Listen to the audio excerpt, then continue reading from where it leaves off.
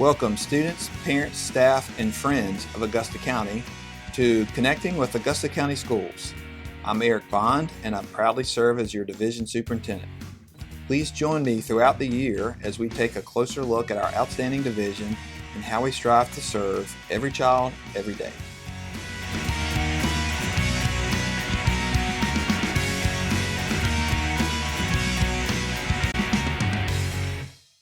Welcome once again to another edition of Connecting with Augusta County Schools. I'm Eric Bond and proudly serve as the Division Superintendent. And we're very fortunate today to have as our guest once again Mrs. Tina Karakoff, who is our Assistant Superintendent for Instruction and Technology. Welcome, Mrs. Karakoff. Thank you. It's nice to be here. So this is a pretty important episode for Connecting with Augusta County Schools as we continue to work with the Governor's Office and the Virginia Department of Education and the Virginia Department of Health. We are tasked with coming up with a reopening plan for the fall of this coming school year.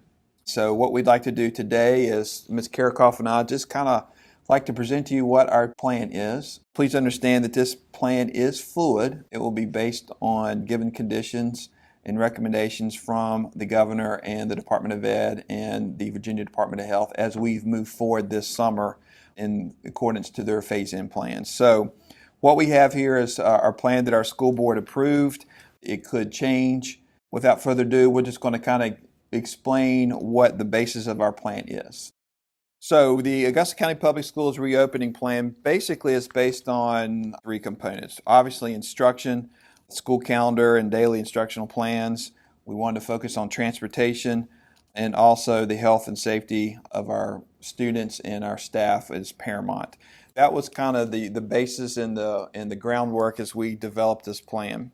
Part of this plan, we established a task force several weeks ago that is comprised of some parents, some teachers, administrators, and employees, and we also got input from our employees and our parents through surveys. We had a very favorable response on both of those surveys, and a lot of that data were very helpful in developing this plan. So first we need to look at our school calendar, and did we want to make any edits to the school calendar based on the pandemic, based on the phase-in plan from the Governor, and guidance again from the Department of Education and the Department of Health.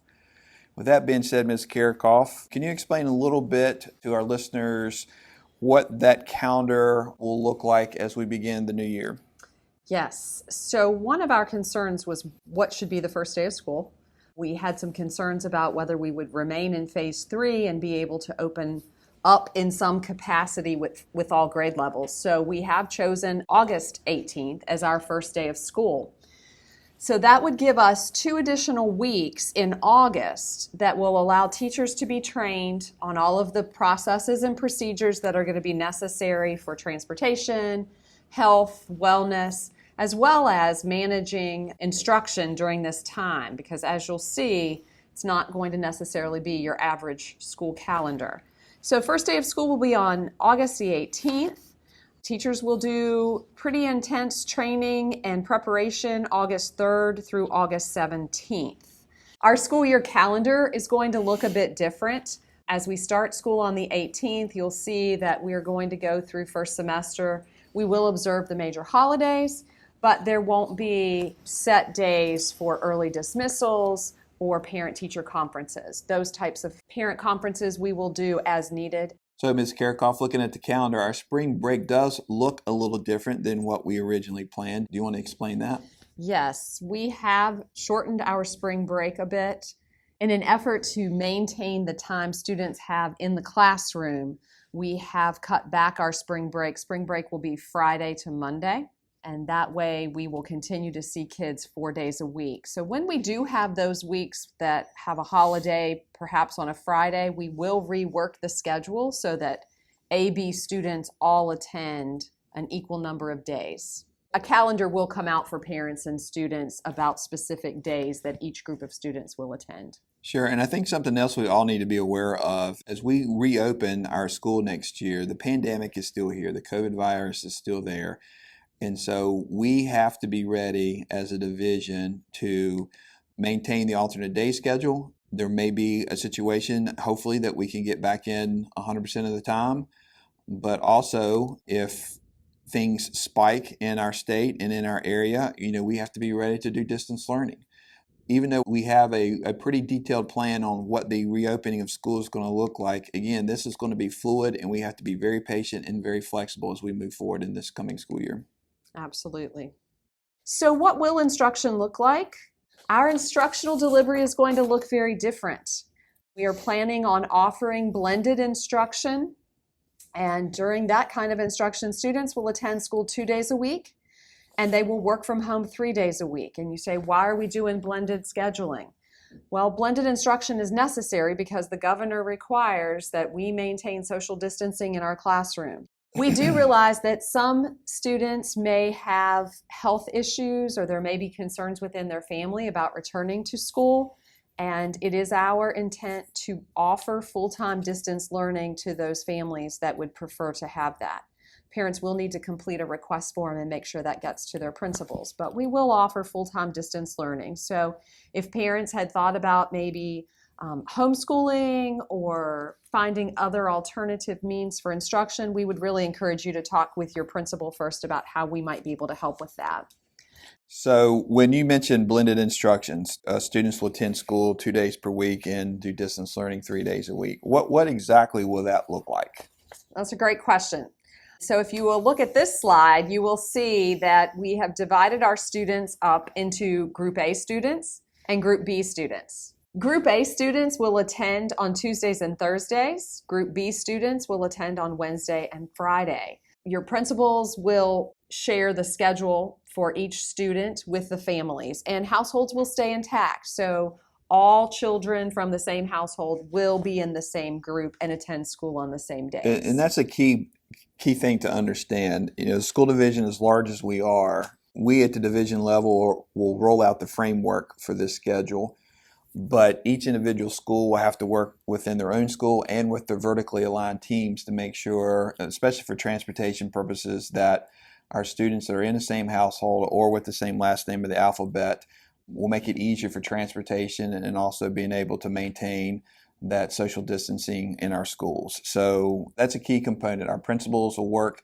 individually with their own staff, but also with their vertical teams in their communities to ensure that we are doing the very best we can to maintain that social distancing, but yet be able to work efficiently with transporting our students to and from school. That's a great point. And then Mondays will be used for planning day for teachers, but also deep cleaning of the building. So that will happen in all schools. So obviously this schedule will look much different than anything we've ever done really in public education as far as Augusta County goes for some time. And I think it's something certainly that we as educators and as teachers and as a school board, given the parameters and the recommendations that have been placed on us, again, by the governor, by the Virginia Department of Education, and by the Virginia Department of Health, and keeping the health of our students and staff in the forefront of what we're trying to do here, this alternate day schedule right now seems to be the best plan for us at this time. So Dr. Bond, I might also add that there could be some special schedule considerations.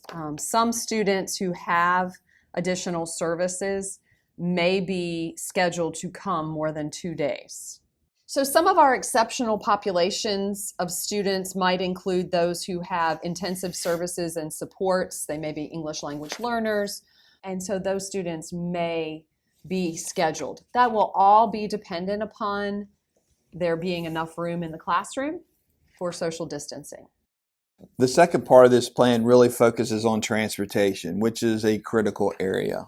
Again, given the parameters and the recommendations from the Virginia Department of Health, transportation has been quite the challenge. It's very difficult to social distance on a school bus, given that space that we have. So we have worked locally with our health department, and we've come up with a plan that we can still be able to social distance, require students to wear masks while they're on the bus, and be able to transport more children than what we originally thought we were going to be able to do. So that's going to be key to be able to do this. But also need to understand we won't be able to fill our buses up to full capacity because of the social distancing. So that will still require us to be able to have a couple double routes here and there, depending on the community and the population of that school and or that bus route. So again, we're able to get more on the bus than we originally thought with the requirement of wearing masks or face coverings, I should say, but we still will have to do some double runs in some areas. Again, we'll continue to work on the transportation issues. We'll continue to follow the guidelines that are given to us, and we're going to do the very best we can to get our students to school safely. So with that being said, we're going to do our very best to transport our students in the most efficient way that we possibly can. But we are asking our parents that if it is possible for them to bring their children to school, that would be very helpful as we try to open up with these restrictions, with the social distancing that we have to abide by.